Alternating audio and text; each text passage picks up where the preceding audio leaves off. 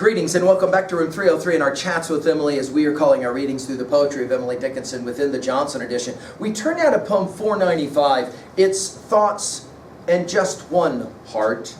The question of this poem is a fascinating one. It is the question of Thoreau, actually, in Walden, in our study of Walden. What does it take to be content? What does it take to really be happy? You'll remember that Thoreau says it in Walden, I went to the woods because I wished deliberately to front only the essential facts of life.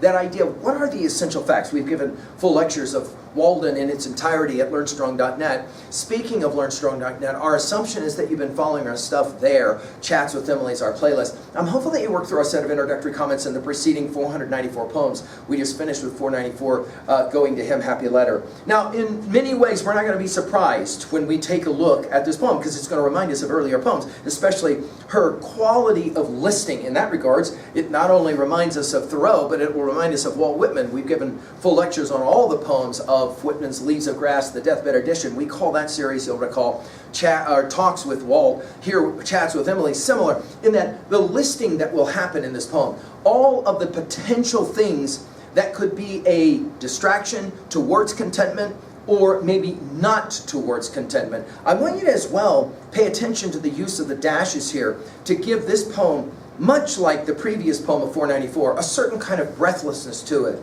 She says it this way: It's thoughts in just one heart, and old sunshine about make frugal one's content, and 2 or 3 for company upon a holiday crowded as sacraments. Books, when the units spare the tenant long enow, a picture, if it care, itself, a gallery too rare for needing more.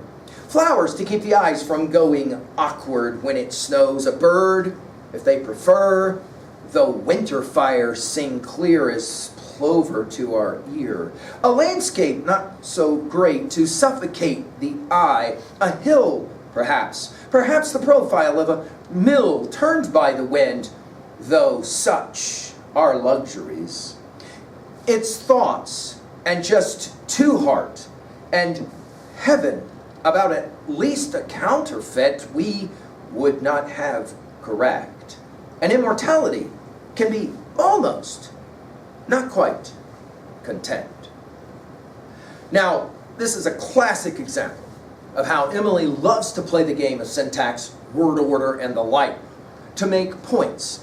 I think it's significant that in the early publishing of this poem in 1935, the second of the It's Thoughts and Just 2 heart, as opposed to 1 heart.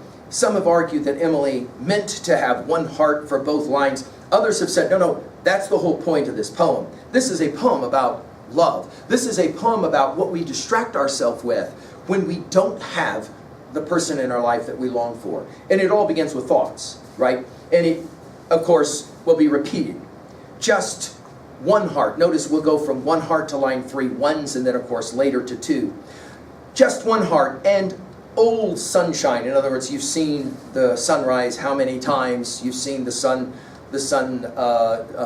glowing how many times? It starts to get old.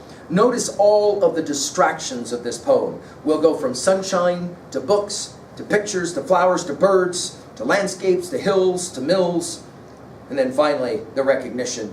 All of that's luxuries. It's nothing without someone to share it with. Notice it's the old sunrise about make frugal one's content. And of course, this word content is the word at the very end of the poem. What is it that makes us or leaves us content? And 2 or 3, notice the power of the numbering here, for company. And I think company is the key word, right, of this poem. Upon a holiday crowded as sacrament. You'll remember sacrament from 491. Remember in 387, it's the sweetest heresy, right? Books.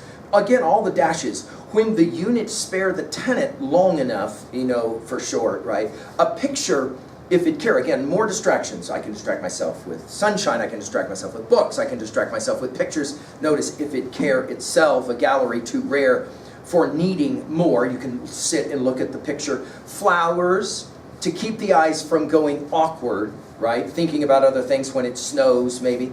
A bird, if they prefer, though winter fires sing clear as plover to our ear. The idea that no matter what season we're in, we always seem to long for the other seasons. A landscape, not so great. We think of immediately the use of the word landscape that Milton brought into the language, of course, through the Dutch landscape. And we've commented on it in our study of Milton in Paradise Lost at learnstrong.net. A landscape not so great to suffocate the eye.